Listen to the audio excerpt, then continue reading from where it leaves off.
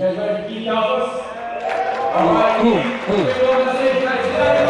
warm up for Keith Kalfas!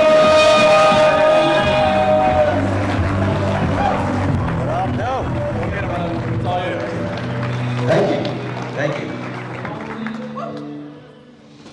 I'm going to talk about how action cures fear. That's what Brian wanted me to talk about, and I'm talking about it because it's true.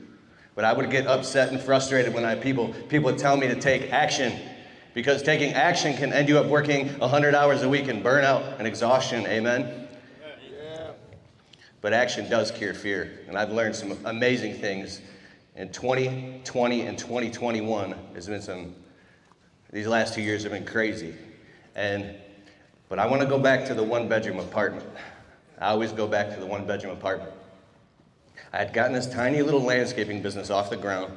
I was sick and tired of working these dead-end landscaping jobs for other people, making other people money.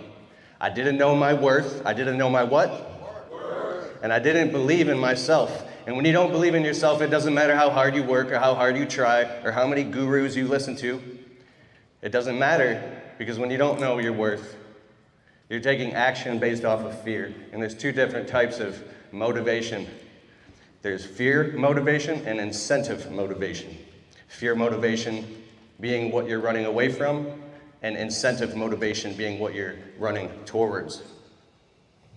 We're in this tiny one-bedroom apartment. I got out of the dead-end landscaping job. I actually got fired from that job. I fired from a lot of jobs because I couldn't work for anybody else. So we're in this one-bedroom apartment, 3 years, toiling, embarrassed. The walls are closing in on my wife and I felt ashamed of myself. I still didn't believe in myself, and we were looking for houses. The credit score was in the toilet. I was barely paying off debt, trying to get enough money together to finally take our lifestyle to the next level, like these people that I see on the internet, and it was eating me apart inside. And I remember after 5 years now of breaking promises to my wife and my family and my little dog Miko, if you see him in the videos, we were so frustrated and fed up, we started going around and looking at homes. Couldn't afford them, so what's the next best thing? A 2-bedroom apartment. Luxury condos, they call it. So we're looking at 2-bedroom apartments. I'm leaving job sites at 3 p.m. She's calling me. We're going to look at these apartments. I'm scared. The walls are closing in on us on this 1-bedroom apartment that we're in. And we walk into this place called Kennedy Avenue. And when we walked in there, I'm walking around with my wife. I'm like, oh my God, am I even worthy of this? Should we take this action? I'm in fear. I had a little bit of money in the bank, but the rent was double of what we were paying in the apartment. And I grew up listening to people like Dave Ramsey and listening to all these guys, even Robert Kiyosaki saying, don't count your chickens before they hatch. Don't spend what you can't afford. Make sure you have money for a rainy day. And so the math always told me, based off of my current belief system, that it was impossible to move into this new place. So we walk around Kennedy Avenue, and it's like, it was a dream come true to me, because there was 2 bathrooms. Anybody here is married? And I remember in Freeway Drive, that tiny bedroom, 1-bedroom apartment off the freeway where we lived, you could hear all the traffic every night, all day long. It got to the point where I was like, this traffic, it was literally off a freeway. That's why the rent was so cheap. I had a buddy who lived there too. He was one of my best friends. And one day he said to me, he's like, I think the traffic is soothing. I was like, but that changed my belief system, and then I didn't mind the traffic anymore. But I would get home from work at 6, 7, 8, even 9 p.m., and I have to use the bathroom real bad, and my wife's always in the shower as soon as I get home from work, and I'm like, it's a little personal, but I'm like sitting on the toilet next to my wife in the shower, and I'm like, we gotta get the hell out of this 1-bedroom apartment. You know what I'm talking about. And I talked to Brian about this before. Brian lived in a one-bedroom apartment, and he said that it was just like, you get to the point where you've outgrown it, you're busting at the seams, and you're afraid, and you know it's time to take a leap. So we leave Kennedy Avenue. It feels right. logically, everything makes sense, except for I'm in fear and I'm terrified to take what? Action. I'm terrified to take action. So we pull back into freeway drive, and now I'm just like sinking in the seat. I'm supposed to be the man of the family, and I'm next to her, and we see this, what used to be like our apartment is now, compared to Kennedy Avenue, it looks like this like crummy apartment complex with the paint peeling off, the landscaping's all overgrown. I even used to go out there myself and trim it because they just didn't care, right? And the neighbors are like, thank you. And I sank in the seat, and I'm like, just stop. Before we pulled in the parking space, I looked at my wife, and my eyes filled up with tears, and I said, I'm really sorry to tell you this again, but I did all the math, and we cannot afford to move, and we have to stay in freeway drive another year. And this was like a very low moment for me because I knew that I just felt like I felt worthless. I'm like, how can I not figure this out? I keep pulling the work harder lever. It's not working. I keep taking action and it's not working. And this crazy thing happened at my lowest point. My wife looked at me and she grabbed my hand and she squeezed it. And she goes, let's do this. We can do this. We can do this together. Come on, let's do it. Let's do it. Let's do it. Let's do it. Let's do it. We got this. We can do this. And I'm like, I'm looking at her. I'm like, she had so much belief. She says, if we fail, let's give it all we have. And if we fail, we'll fail together. And that moment I knew that she was 100% on my side. And all of a sudden I was like, all right, let's do it. It was done. Like, it was done. And all of a sudden, the fear, in that very moment, the fear was gone. It just drained out of me, and I was filled with, like, complete elatement and excitement and belief. I borrowed her belief. I literally, it was like, they were about to close, the condo association, and I didn't want anybody else to get the apartment. I called them up, and I was like, hey, this is Keith Kalfas. We were just there about an hour ago. I want the place. We'll have the $2,800 deposit. We're moving in. So as soon as I got off the phone, my wife and I looked at each other. We were like, U-Haul truck. We're moving. We're moving. When you move, it's the most amazing feeling in the world when you move. Dude, it was Saturday morning. The next morning, I went to the U-Haul place. I was like, give me the biggest U-Haul you got. I don't even care. She's like, well, can't you have your employees use your landscape trailers? And I'm like, no, it's filled with equipment. Like, we're thinking so small. Dude, I pulled up with this huge U-Haul truck, and I didn't even care. I pull up to the one-bedroom apartment complex, and there's like a lawn. I didn't even care. I just literally backed it up right onto the lawn. I was like, and I stopped right at the door, and the neighbors are looking out the window like, somebody's moving. And so I called up my employees and paid them extra money, paid them some cash, and literally we moved the hell out of that one-bedroom apartment in it was crazy. It was like 4 or 5 hours, and you'd be surprised how much stuff you actually do have when you move. And it was crazy. My wife was like a quarterback or something. Like, we were handing her stuff, and she's putting away cups and just everything. She's super organized. It's actually kind of insane. But we moved into Kennedy and then woke up the next morning in this whole new luxury condo. And like, I looked out and opened the door. We had a porch now. Birds are chirping, there's nice grass, and this crazy thing happened. I still had a little bit of fear because the rent was double, but this enthusiasm that now I have upgraded my identity, upgraded my lifestyle. I'm in a new place. I took a leap of faith, and we're here now in this whole new place. And after being there for a couple weeks, I'm like, yeah, this is my place. I like this. It made me believe in myself. But my back was against the wall, too, because I had double the rent to pay. Something took change inside of me. This angry, vindictive spirit that I had started to transform from being upset with my clients. How can they live in these big houses and take advantage of me and all this victim mindset crap, and I'm living in this one-bedroom apartment. It went to like, I'm important, too. I take pride in myself, in my business. I have a nice place to live. I'm successful too.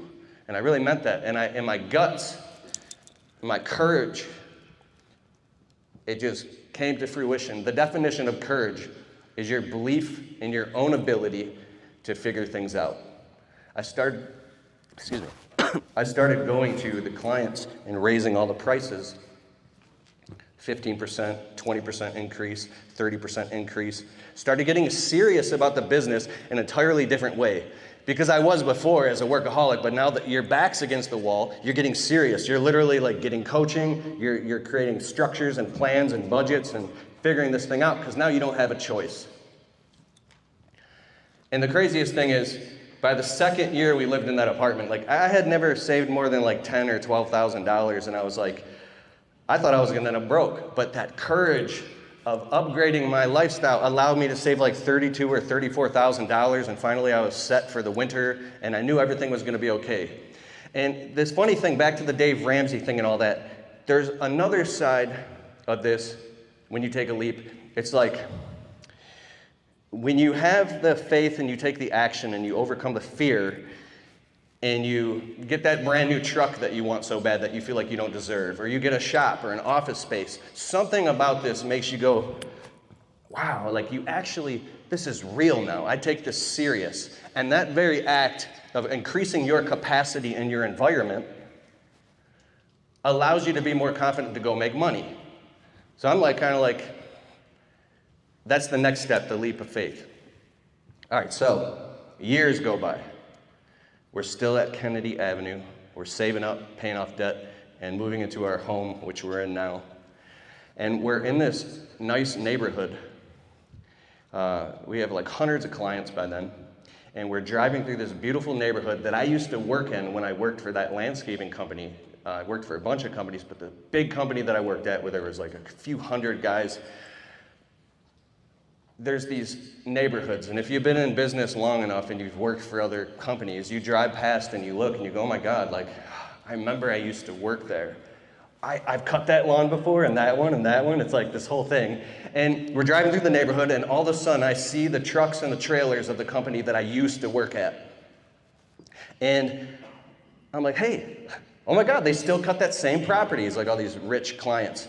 And then all of a sudden I look out the window, and there's John that I used to work with like 10 years ago. And I'm like, John? I roll down the window. He's like, Keith, Kalfas, what up, bro? And we're just like, I'm driving past. I'm like, bro, I'm pulling over right now. I pull over, I turn on the flashers, and I jump out of the truck. The guy who was with me, I'm like, 1 second. He's like, what's going on? I'm like, just trust me. So I run all the way back. There's this crew of guys working, and there's John.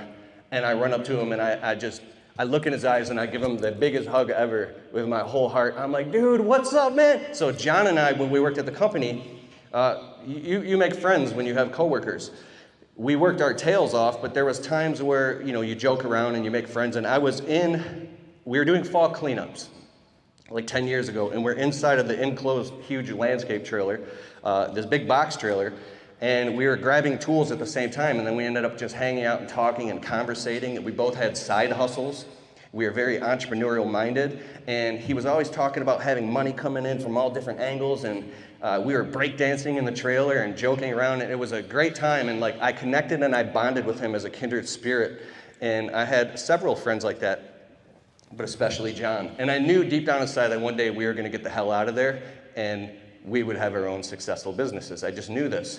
So 10 years goes by, and I stop at that job site, and there's John still at this company.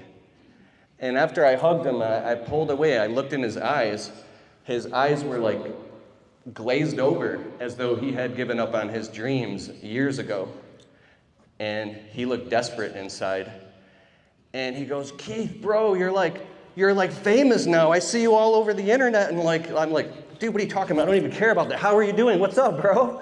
And he's like, everything's good, man. And in that moment, I felt in his spirit, like the pain that he didn't believe in himself, and he let fear stop his ability to take what? Take action. And I wanted to grab him so bad, and just grab him and shake him and go, what the hell are you doing here, man? And just grab him and show him the ropes.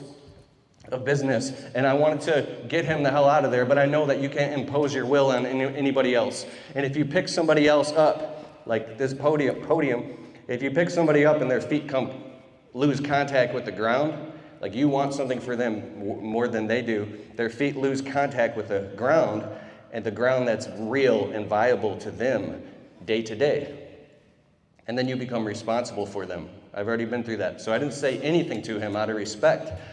But like, when I left and I gave him a hug, I'm like, bro, I'll see you around. I just got in my truck. And that was another defining moment where I was like, whew. I realized where I had come in my life in the last 10 years and where I still would have been if I didn't have the guts to quit landscaping and working for other people and get my own business off the ground. So I want to encourage you to take that leap and take that action, because you don't want to end up like John, and you don't want to end up in regret. There's way too many people here that are having successes in their business that I meet year after year. Brian's event, the GIE Expo, I meet these guys in person. They're just getting their business started. And literally the next year, they're like, oh, I'm still afraid. I'm so afraid to go full time, man. I can't do it. And then I meet them next year, and then they did it. And they're like, dude, we hit 113,000. Next year, 180,000. If they can do it, you can do it.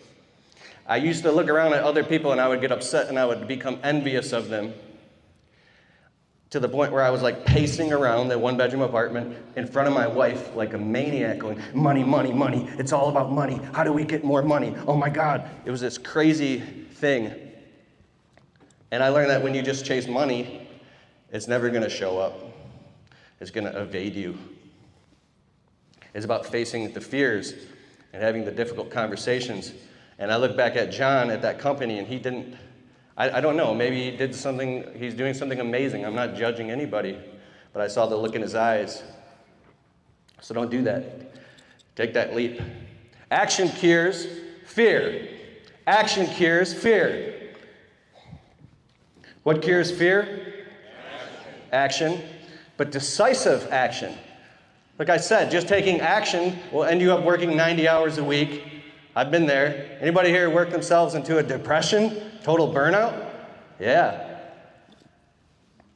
Here's a different type of decisive action, that is facing your fears and taking action through other people. This is called who, not how. This changed my life over the last few years. So frustrated. I always said, how the hell am I going to manage the books in my business and keep everything lined up or do the taxes? How am I going to do this? How am I going to do that? It was always how, and that puts so much pressure on you that you feel like, well, I only have this many hours in a day. That you can go into this cycle where you feel you're stretched so thin that you can't do it. Well, the strategic action through other people of who, not how, is who can you find to help you do it? There's a saying that I love, where you'll be in 5 years is directly correlated to the people you associate yourself with, the books that you read, and the difficult conversations you're willing to have. I think some of us are afraid to have difficult conversations. I know that I am. I am.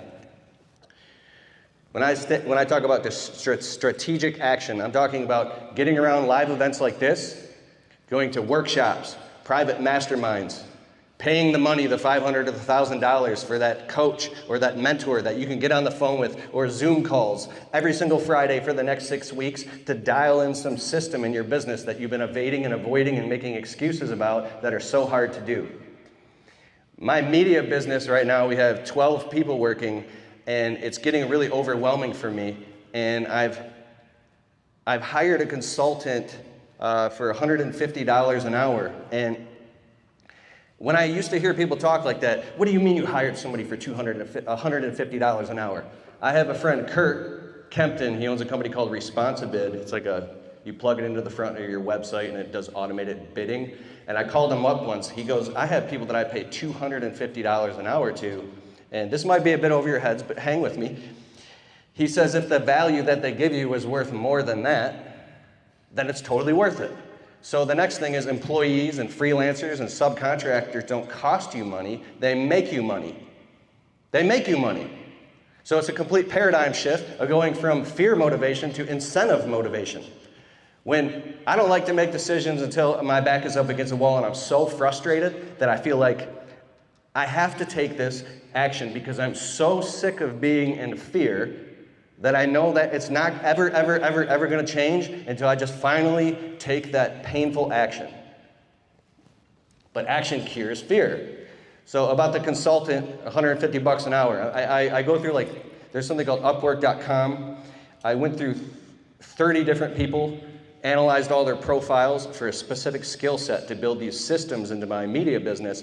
And then I narrowed it down to 20, then 10. Then I interviewed 5 people. And this one lady she had the exact skill set that I needed. It was a perfect fit. So when I do these hour-and-a-half Zoom calls every single Friday, this is not $150 an hour every single hour a day. This is a consultant. They're compressing time for you. So when I'm on a Zoom call in an hour and a half, I feel like I'm so uncomfortable. I'm in anxiety. I feel like I'm being strapped into a Formula One race car and just like 150 miles per hour to the point where I'm overwhelmed and I'm like, okay, I can't take any more of this. What I'm talking about is the things in your biology of belief that you feel is so real to you. The prices that you're charging your clients, your current business, where you're living, what your life looks like, the things in your business that drive you insane that you tell yourself you can't fix. Like, there's no way these clients are going to pay higher prices. I can't raise the prices or I'm going to lose them. Or I can't expand this thing or it's going to fall apart. If I hire this next employee, how am I going to afford to pay them? This chicken and the egg thing will drive you insane and stress you the hell out. But what I'm saying is if you invest the money and find coaches and people that have actually already done it, I'm not talking about thousands of dollars, I'm talking about maybe $500. Put your money where your mouth is and say, hey man, I need help with this thing in my business, dialing in the sales, dialing in this system. Then that person will coach you one-on-one or a group like this. And that is an example of a strategic action to get you to the next step. So, this is my guy, Aaron here. Don't mind him. I would look at these guys like Corey Ballard and Greg Whitstock, and I would get upset. I'd be like, how are these guys running these multi-million-dollar businesses? How are they doing this? And I'm always looking at how, and I'm not looking at why. And I think that there's something deep down inside that drives them. And you know what I want to do right now? I have a quick question for you. I'm going to change lanes a bit.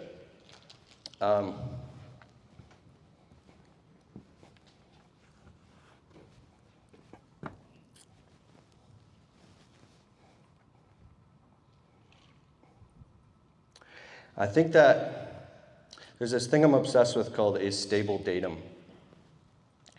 When you build a belief system around how your current business and your life is, you believe that it's so real that if somebody even implores you to change it, it feels impossible to you. You will fight and scream. It's like your fingers are gripped on it so hard, and you can be stuck for years. I was stuck for 5 years, and I couldn't get out of this rut. A stable datum to me is a neural network in your brain where if there's something new or new information or something that challenges you, you haven't actually even built the neural network yet for this to be real in your brain and your psychology and in your emotions so it becomes real and manifests in your life. Here's an example. In hurricanes, I've heard that palm trees can sometimes be the only thing left standing because the wind will blow so hard that they can literally bend all the way down and almost touch the ground. And then at the end of the hurricane, when everything else is gone, sometimes the only thing left standing is the palm trees because they're so flexible. Well, if you, in your life, go through a hurricane in your life and you're holding on to something, you know what it is for you. You hold on to this palm tree so hard and you build this whole reality and belief system around it. It doesn't mean that your beliefs are 100% true about whatever you believe about your life and your business or what's struggling, how you're struggling, how you're afraid to take action and get to the next step. That belief system that you've created for your survival is so real to you that you're just clinging to it. So now all of a sudden the hurricane is gone. It's a bright, sunny, shiny day. The birds are chirping and people are walking around and you're still over here like clinging to this palm tree and you're terrified and someone's like, hey man, let that thing go. It's fine. You can raise your prices, you can grow your business, you can do whatever you want to do, you can upgrade your life. And you're like, what are you talking about, man? This belief system is rooted in your survival. I'm literally obsessed with this stuff. Paul Jameson makes fun of me because I like go overboard with this stuff, but this is where it's at. This is where the changes take place. So you're afraid to let go, but if it's like, you ever see in the cartoons when the guy's hanging off like the ledge and they peel his fingers and he's like, 1 little piggy, 2 little piggy. And you're like, no. But if you just let go, everything's fine. You can build a new belief system. So I want you to become self-aware of your life and start questioning your thoughts and your beliefs. If you have a belief that says, I can't do this because, stop and say, why am I thinking that? Did somebody put that thought in my brain? Is this a story that I'm telling myself that's making me not take action? Is it just a story? Can I find somebody else who's actually done the thing? You will have massive breakthroughs when you get outside of that and start analyzing your own thoughts. How much time do I have? Okay. There was one other extremely important point I just wanted to bring up. I was at dinner with Corey Ballard last night. We went to Buffalo Wild Wings, and Corey was all fired up, talking about his business and how excited he is, and it was really awesome. The second we got together, we were just talking nonstop. And Corey said something amazing to me. He was talking about how, I just think it's super impressive. The guy's built 2 multi-million-dollar businesses. He has all this stuff going on. And when you get one-on-one time with a guy like Corey, you just want to grab him and say, how did you do this? How are you doing this? Tell me. And when I ask Corey, he's like, it's just built into his DNA. It's who he is. He wants his company to be the best. He wants Ballard products to be the best. He's obsessed with this. He's a workaholic, and he loves what he does, and he's passionate about it. But then I start drilling deeper and asking him, but what was the moment you made the decision to do this? And then the more I drill deep, the real question is, how the hell do you believe in yourself so much? Because that's the real question. How do you believe in yourself so much? The most successful people I know, they have this belief in themselves that's so strong that they're willing to face their fears and take action. What's it for you? For me, it's my own mortality. It's knowing that I'm going to die one day without leaving a legacy. It's picturing my tombstone and my gravesite. You're going to die. It's looking at the people that I love that didn't make anything out of their lives and sit around and complain and make excuses all the time. It all goes back to belief, and it all goes back to facing fears and taking actions. So what are you going to do when you leave here? You're going to take what? Action. You're going to face your what? Fear. Fear cures, action cures fear. And fear is cured by what? By what? Action. By what? Action. By action. Thank you. Where's my guy Aaron real quick? He, I forgot to remind him. Sometimes when I'm done with the video, I'll just be like, all right, peace.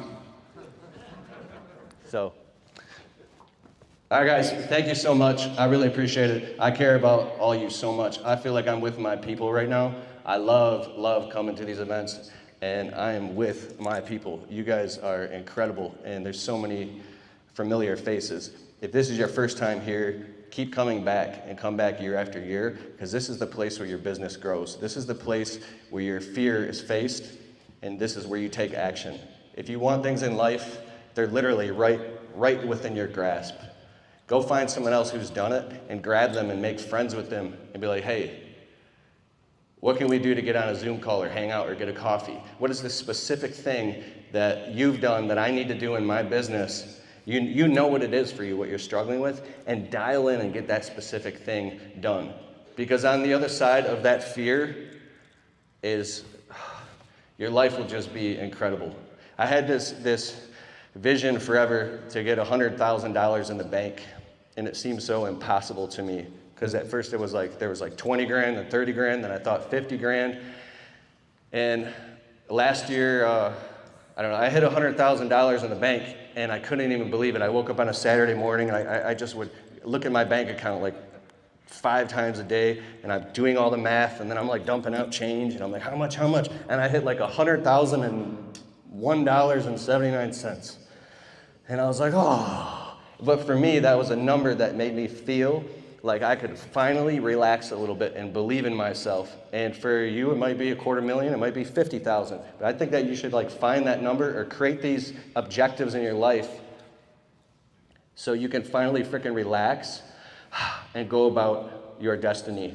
Because like I said, there's fear motivation and incentive motivation. If you keep running from what you're afraid of, you will end up in a messed up place one day. You might have a whole bunch of money, but you're just running from fear.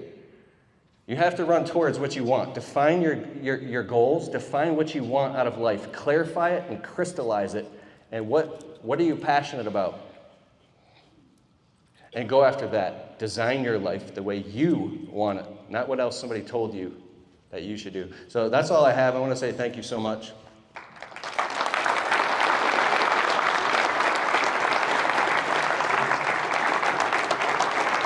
Action cures fear. Great job, brother. Great job. Awesome. Give us another round of applause. Keep it on.